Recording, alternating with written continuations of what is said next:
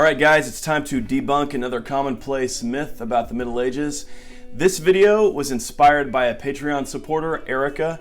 She sent me a question, and thanks very much for that, Erica. She said, did medieval people throw trash and sewage out their windows into the street below? I have to say, I'd kind of forgotten about this particular myth. It is a common one, though. I think we can all, remember the medieval movies or movies set in the Middle Ages in which they show, you're in a city somewhere and a guy's walking down the street, and all of a sudden some old lady up in a window above throws her chamber pot out the window or empties her chamber pot out the window, and the contents go spilling out all over our poor hero's head. So this is an image that is ingrained in the popular imagination, and I think a lot of people are convinced that this is how waste was disposed of in the Middle Ages, that you could just throw your trash and whatever else straight out the window into the street. In fact, I had a comment below one of the videos where somebody mentioned that they were told this in a class, that a teacher, as part of a supposed class about history, informed them that this was how people disposed of their waste in the Middle Ages.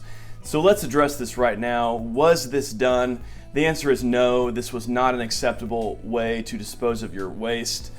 It was illegal. We have records from many medieval cities that state specifically that this particular practice was illegal. If you dumped trash out your window, if you dumped trash or rubbish or filth or sewage in the public space, you would be heavily fined. In fact, citizens were legally required to keep the streets in front of their properties clean. People have this idea that in the Middle Ages there wasn't this concern for cleanliness, but the truth is that city authorities went to great trouble to maintain a clean environment, to maintain clean streets.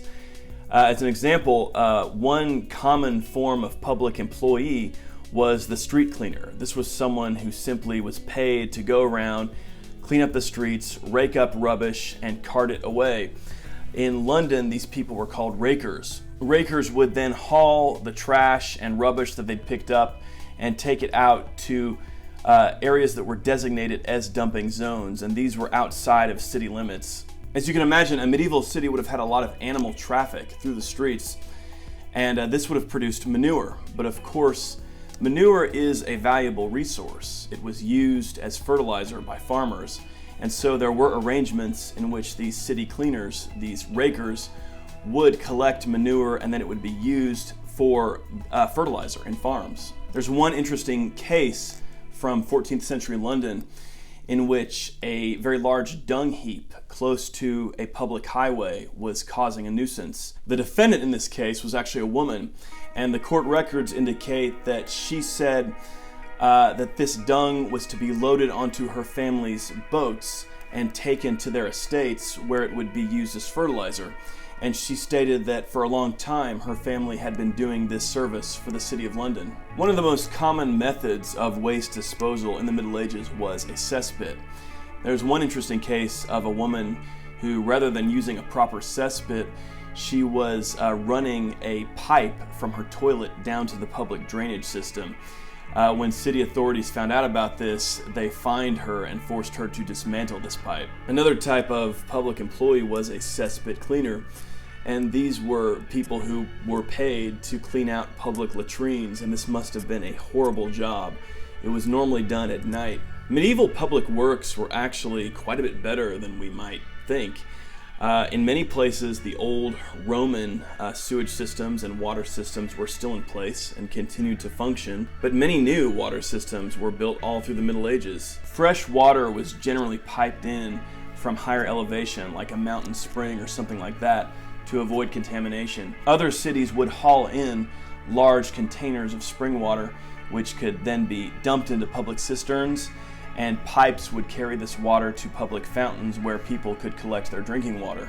One thing I find pretty interesting from plumbing from this period is the use of wooden pipes. There were cities that used pipes made of wood. 13th century London's conduit was made of 10 to 22 foot long wooden pipes that were made from elm trees. These wooden pipes had Y and T-shaped connectors, venting, and other features that are common to plumbing today. So in closing, Sanitation in the Middle Ages, public health, obviously it was nothing like what we're capable of today, but it was impressive.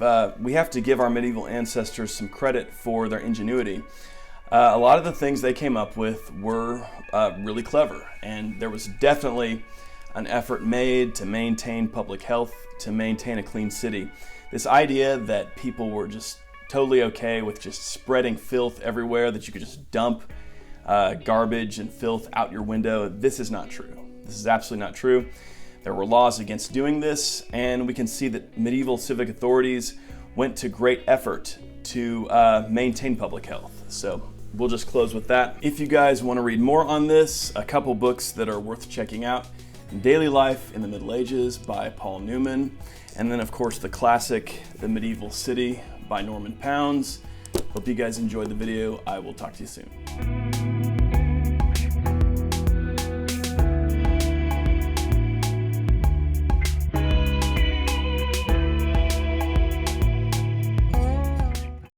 Check out the Real Crusades History store for Crusades and Templar themed t-shirts and other items. Click the link below.